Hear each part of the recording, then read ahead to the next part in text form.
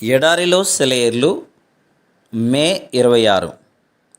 బావి ఉబుకుము దాని కీర్తించుడి.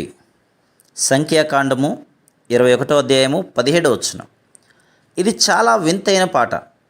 ఇది వింతైన బావి. ఇశ్రాయేలీలు ఎడారి దారుల్లో నడిచి వస్తున్నారు. కనుచూపు మేరలో నీళ్లు లేవు.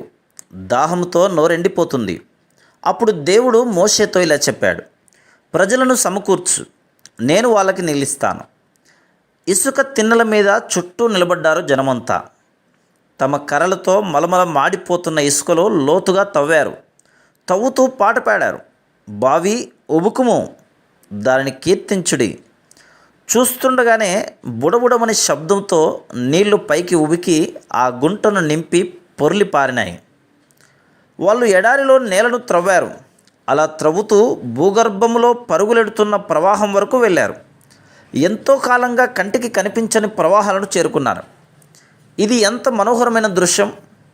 ఆశీర్వాదపు ఊటలు మన జీవితపు ఎడారుల్లో మన కంటికి కనిపించకుండా ఎక్కడో లోతున ప్రవహిస్తూ ఉంటాయంట.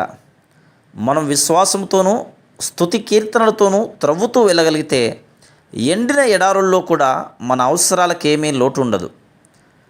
ఈ ఊటలోని నీళ్లను వాళ్ళు ఎలా బయటికి తీస్తారు?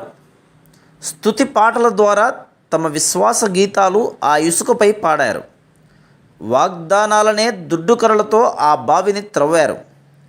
మన స్తుతికి ఎడారుల్లోని ఊటల్ని తెరిచే శక్తి ఉంది. సనుగుడు అయితే మన మీదకి తీర్పును తెస్తుంది.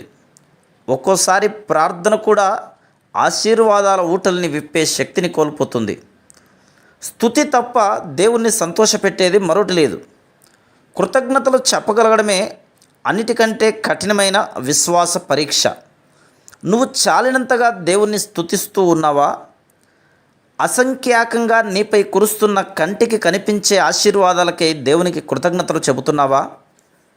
శ్రమలలాగా కనిపిస్తూ వాస్తవానికి ఆశీర్వాదాలైన వాటికై దేవునికి కృతజ్ఞతాస్తుతులు చెల్లించే విశ్వాసము నీకుందా? నీకింకా అనుగ్రహించబడని దీవెనల కోసం ముందుగానే స్తుతించడం నేర్చుకున్నావా? విడుదల కోసం వేచి ఉన్నావా? నా హృదయమా, ఎంతో కాలంగా నీ విడుదల నీ స్తుతి పాటల్లోనే వేచి ఉంది తెలుసా నీకు? నిట్టూర్పుకు విడుదల ఎంతో దూరం లేదు. కట్టిన నీ కాళ్ళ గొలుసులు ఇట్టే విడిపోతాయి. విమోచన గీతాలతో ప్రభు నిన్ను ముంచెత్తుతాడు. Praise the lord.